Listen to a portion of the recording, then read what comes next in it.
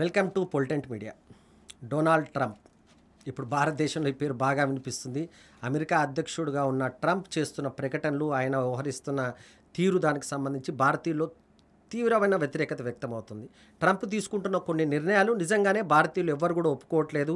రోజుకో రకమైన కామెంట్ చేస్తారు. భారతదేశానికి సంబంధించి, భారత్ పాక్ సంబంధించి యుద్ధం జరుగుతుంటే నేనే జోక్యం చేసుకొని ఆపానని చెప్తారు. అదేవిధంగా భారతదేశానికి సంబంధించి ఏదైతే సుంకాలు ఏదైతే వేస్తున్నారో దానిపైన తీవ్ర వ్యతిరేకత అవుతుంది. 25 నుంచి దాన్ని 50% పెంచారు. ఆయన ఎందుకు అట్లా పెంచుతున్నారంటే ఆయన చెప్పే సమాధానం చాలా ఇంట్రెస్టింగ్గా ఉంటుంది. ఈ విషయాన్ని మనం తెలుసుకోవాల్సిన అవసరం ఉంటుంది.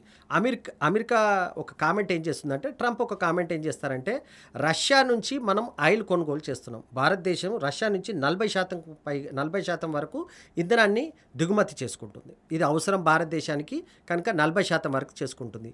కానీ ట్రంప్ ఏం చెప్తారంటే, ఎట్టి పరిస్థితుల్లో మీరు రష్యా నుంచి కొనుగోలు చేయొద్దంటారు. ఎందుకంటే యుక్రెయిన్ పైన రష్యా యుద్ధం చేస్తుంది కనుక ఎట్టి పరిస్థితుల్లో అక్కడి నుంచి మాత్రం కొనొద్దు అని చెప్తారు. ఈ విషయాన్ని భారతదేశం తప్పుపడుతుంది. మార్కెట్లో ఎక్కడ తక్కువ ధరకు ఆయిల్ దొరుకుతుందో అక్కడి నుంచి మేము తీసుకుంటాం తప్ప పలానా దేశం నుంచే తీసుకోవాలని కానీ పలానా దేశం నుంచి తీసుకోవద్దని నిబంధనలు పెట్టడాన్ని మాత్రం భారత్ ఎట్టి పరిస్థితుల్లో ఒప్పుకోవడం లేదు. దీంట్లో ఇంకొక ఇంట్రెస్టింగ్ థింగ్ ఉంటుంది.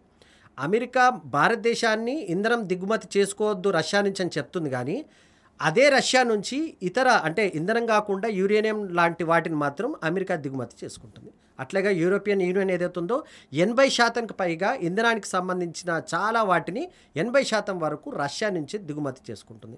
అట్లాగే చైనా కూడా కొంత చేసుకుంటుంది, జపాన్ లాంటి దేశాలు కూడా చేసుకుంటుందని ఒక్క భారతదేశాన్ని మాత్రమే చూపించి మీరు అక్కడి నుంచి ఆయిల్ తీసుకుంటున్నారు కనుక మీ పైన ఈ రకంగా ఫైన్ వేస్తాను, ఇంకా వేసే అవకాశం ఉందని చెప్పి పదే ఆయన చేస్తున్న ప్రకటనల పైన మాత్రం తీవ్ర వ్యతిరేకత అవుతుంది. భారతదేశం కూడా చాలా స్ట్రాంగ్గా కౌంటర్ ఇస్తుంది ఈ అంశానికి సంబంధించి. ట్రంప్ వ్యవహార శైలి మాత్రం కొంత భారతదేశంలో ఎలాగో వ్యతిరేకత వ్యక్తమవుతుంది, కానీ అమెరికాలో కూడా చాలామంది తప్పుపడుతున్నారు. పూర్తిగా ఒక బిజినెస్ మెన్ లాగా మాట్లాడుతున్నారు తప్ప అమెరికా అధ్యక్షుడు అనే పదవి ఎలాంటిదంటే అదొక పెద్దన్న పాత్ర లాంటిది. ఎక్కడ ఏ సమస్య వచ్చినా అంతర్జాతీయంగా పెద్దన్న పాత్ర పోషిస్తారు. అమెరికాకి సంబంధించిన అధ్యక్షులుగా ఎవరున్నా, ట్రంప్ ఉన్నా, ఎవరున్నా, బుష్ ఉన్నా, ఎవరున్నా అట్లాగే వ్యవహరిస్తారు. కానీ ఇక్కడ ట్రంప్ మాత్రం ఎంతసేపు తన వ్యక్తిగత ఈగో కానీ లేకపోతే బిజినెస్ మ్యాన్ ఏ రకంగా ఆలోచిస్తారో అట్లా ఆలోచిస్తాడు తప్ప అంతర్జాతీయంగా రిలేషన్స్, ముఖ్యంగా భారత్ అమెరికాకు సంబంధించిన రిలేషన్స్ చాలా స్ట్రాంగ్గా ఉంటాయి. కానీ ఈ మధ్యకాలంలో ట్రంప్ వ్యవహరిస్తున్న తీరుపై వల్ల అవి కొంత దెబ్బతినే అవకాశం ఉంది. ఇదే సమయంలో భారత్ రష్యాతోని సంబంధాలను ఇంకా మెరుగుపరుచుకోవాలని ప్రయత్నం చేస్తుంది. ఇండియాకు సంబంధించిన డెలిగేషన్ ఇప్పటికే రష్యాలో ఉంది. రష్యాతో ఎట్టి పరిస్థితుల్లో మా ఒప్పందాలు కానీ మా దిగుమతులు కానీ కొనసాగుతాయని భారతదేశం ఇప్పటికే స్పష్టం చేసింది. ఆ రకంగానే వ్యవహరిస్తుంది. ఇదే సమయంలో మరొక కీలక నిర్ణయం కూడా భారతదేశం తీసుకుంది. అమెరికా వ్యవహరిస్తున్న తీరుకు సంబంధించినంతవరకు ఒక దౌత్యపరంగా లేకపోతే అంతర్జాతీయ సమాజంలో సంబంధాలకు సంబంధించి ఇండియా ఒక కీలక నిర్ణయం తీసుకుంది. భారత ప్రధాని మోడీ త్వరలో చైనా పర్యటనకు వెళ్ళున్నారు. ఈ మంత్ ఎండింగ్లో ఆ పర్యటన ఉంటుంది. చైనాకు వెళ్ళున్నారు.